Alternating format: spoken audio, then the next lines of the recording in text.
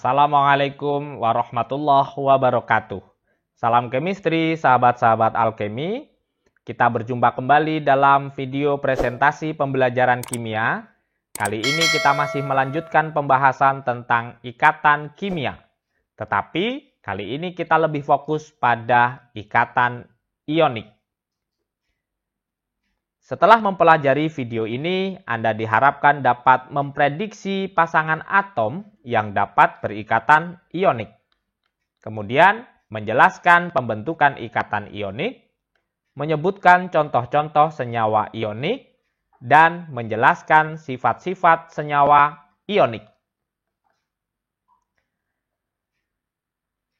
Sebelum kita melanjutkan membahas tentang ikatan ionik, terlebih dahulu kita ulang video tentang aturan oktet dan duplet.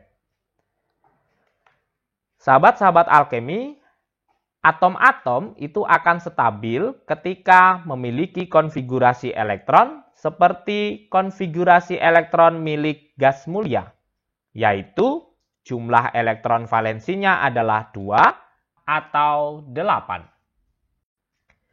Sebagai contoh, untuk natrium dengan 11 elektron, konfigurasi elektronnya adalah 1s2, 2s2, 2p6, 3s1.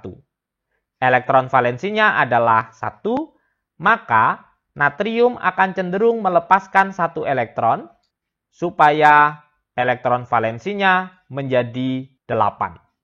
1 elektron yang ini dilepaskan sehingga elektron valensinya adalah 2 ditambah 6 sama dengan 8. Ketika natrium melepaskan 1 elektron, maka natrium itu akan berubah menjadi ion Na+. Contoh yang lain adalah magnesium, konfigurasi elektronnya adalah 1s2, 2s2, 2p6, 3s2. Magnesium akan cenderung melepaskan 2 elektronnya supaya elektron valensinya menjadi 8. Berikutnya adalah silikon dengan 14 elektron. Konfigurasi elektronnya adalah 1s2, 2s2, 2p6, 3s2, 3p2. Elektron valensinya ada di sini, yaitu 2 ditambah 2 sama dengan 4. Maka silikon memerlukan 4 elektron supaya elektron valensinya menjadi 8. Contoh berikutnya adalah sulfur atau belerang. Konfigurasi elektronnya adalah 1s2, 2s2, 2p6, 3s2, 3p4. Elektron valensinya berada pada orbital 3s, 3p dengan jumlah elektron valensi 2 ditambah 4 sama dengan 6. Maka sulfur memerlukan 2 elektron lagi supaya menjadi 8 dan stabil. Contoh terakhir adalah klorin dengan 17 elektron. Konfigurasi elektronnya adalah 1s2, 2s2, 2p6, 3s2, 3p5. Elektron valensinya ada di sini, jumlahnya 7. Maka klorin memerlukan 1 elektron supaya elektron valensinya menjadi 8 dan stabil. Nah, ini sebelumnya sudah kita bahas dalam video bagian pertama ikatan kimia, yaitu tentang kestabilan atom dan struktur Lewis. Jika belum memahaminya, silahkan simak kembali video tersebut. Sahabat-sahabat alkemi, untuk mencapai kestabilan, suatu atom itu akan berikatan dengan atom lain membentuk molekul atau senyawa. Beberapa jenis ikatan yang dibahas di kelas 10 adalah ikatan ionik, ikatan kovalen koordinat, dan ikatan logam. Dalam video ini kita akan fokus membahas ikatan ionik. Ikatan ionik terjadi ketika suatu atom mentransfer elektronnya ke atom yang lain. Atom yang mudah melepaskan elektron atau memiliki energi ionisasi kecil akan mentransfer elektronnya ke atom yang mudah menangkap elektron atau memiliki afinitas elektron besar. Atom yang melepas elektron tadi akan menjadi bermuatan positif atau kation, sementara atom yang menangkap elektron akan menjadi bermuatan negatif atau anion. Kemudian, muatan positif dan muatan negatif tersebut saling tarik-menarik membentuk ikatan ionik. Sekali lagi, ikatan ionik terjadi antara atom yang mudah melepaskan elektron dengan atom yang mudah menangkap elektron. Atom-atom yang mudah melepaskan elektron berada pada golongan 1A dan 2A. Sementara atom-atom yang mudah menangkap elektron berada pada golongan 6A dan 7A. Nah, ikatan ionik cenderung terjadi antara atom-atom pada golongan 1A dan 2A dengan atom-atom golongan 6A dan 7A. Sebagai contoh, natrium memiliki 1 elektron valensi. Nah, natrium akan mudah melepaskan elektron. 1 elektron ini cenderung dilepaskan. Sementara Cl memiliki elektron valensi 7, maka Cl cenderung menangkap elektron. Ini adalah struktur Lewis Na dengan 1 elektron valensi dilambangkan dengan 1 titik. Dan ini adalah struktur Lewis untuk Cl dengan 7 elektron valensi dilambangkan dengan 7 titik. Ketika terjadi ikatan ionik, maka natrium akan melepaskan elektronnya dan klorin akan menangkap elektron dari natrium tersebut. Terjadi transfer elektron dari natrium ke klorin. Akibatnya, ion Na+ akan memiliki elektron valensi 8 karena ketika ini dilepaskan, maka elektron valensi menjadi yang ini pada kulit kedua. Sementara Cl akan berubah menjadi Cl- karena menangkap 1 elektron. Nah, Na+ dengan Cl- akan terjadi gaya tarik-menarik membentuk senyawa NaCl. Proses ini dapat dituliskan dengan Na+ ditambah dengan Cl- membentuk NaCl. Senyawa ini diberi nama natrium klorida. Contoh berikutnya adalah magnesium dengan konfigurasi elektron 1s2, 2s2, 2p6, 3s2. Elektron valensi magnesium adalah 2, dilambangkan dengan struktur Lewis seperti ini. Kemudian Cl, konfigurasi elektronnya adalah 1s2, 2s2, 2p6, 3s2, 3p5. Ada 7 elektron valensi dilambangkan dengan struktur Lewis seperti ini. Nah, magnesium itu cenderung melepaskan 2 elektron valensinya. Sementara Cl cenderung menangkap 1 elektron. Terjadi transfer elektron dari magnesium ke klorin. Akan tetapi, ketika magnesium sudah mentransfer 1 elektronnya, magnesium masih memiliki 1 elektron valensi yang belum dilepaskan.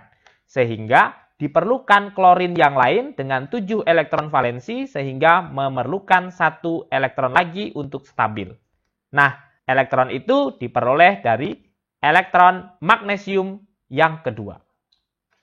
Di sini terlihat bahwa 1 magnesium yang melepaskan 2 elektron memerlukan 2 klorin untuk menangkap 2 elektron itu.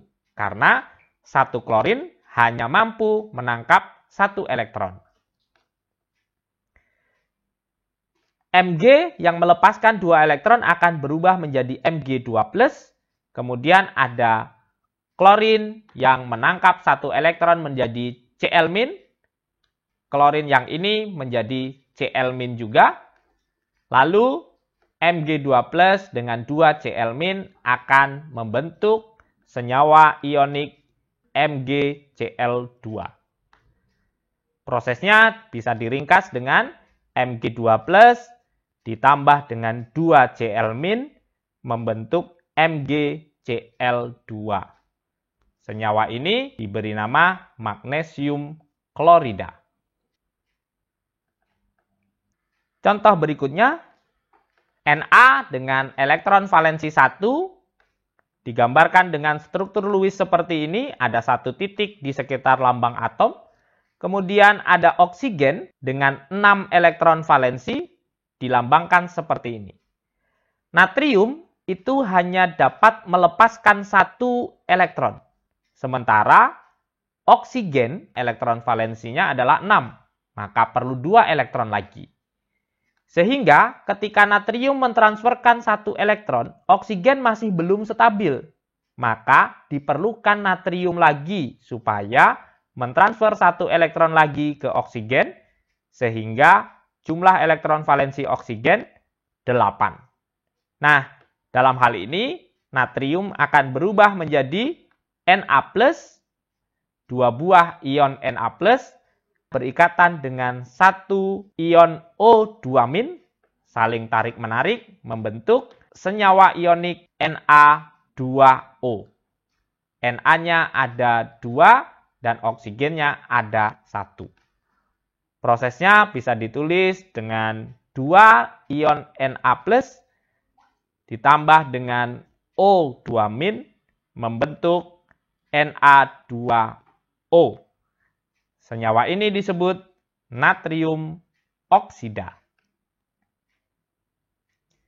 Nah, contoh-contoh senyawa ionik yang lain adalah NaF, natrium fluorida, KCl, kalium klorida, MgBr2, magnesium bromida, CaCl2, kalsium klorida, Na2O, natrium oksida, K2O, kalium oksida, MgO, magnesium oksida, CaO, kalsium oksida. Anda perhatikan senyawa-senyawa ini dibentuk oleh atom-atom yang mudah melepaskan elektronnya, yaitu golongan 1A dan 2A, berikatan dengan atom-atom yang mudah menangkap elektron, yaitu golongan 6A dan 7A. Sahabat-sahabat alkemi, senyawa ionik itu mempunyai beberapa sifat, di antaranya titik didih dan titik lebur yang tinggi. Yang kedua, keras, kaku, tetapi rapuh atau getas, mudah patah. Lalu leburannya dan larutannya dapat menghantarkan arus listrik atau bersifat elektrolit. Kemudian mudah larut dalam pelarut polar. Misalkan mudah larut dalam air. Contohnya adalah garam dapur, NaCl, garam dapur itu mudah larut di dalam air. Sebagai latihan, apakah Anda sudah memahami presentasi dalam video ini? Silahkan Anda coba 2 soal berikut ini. Yang pertama, lakukanlah analisis pasangan atom yang mana yang ketika berikatan akan cenderung membentuk ikatan ionik. Apakah N dan O ini cenderung berikatan ionik atau tidak?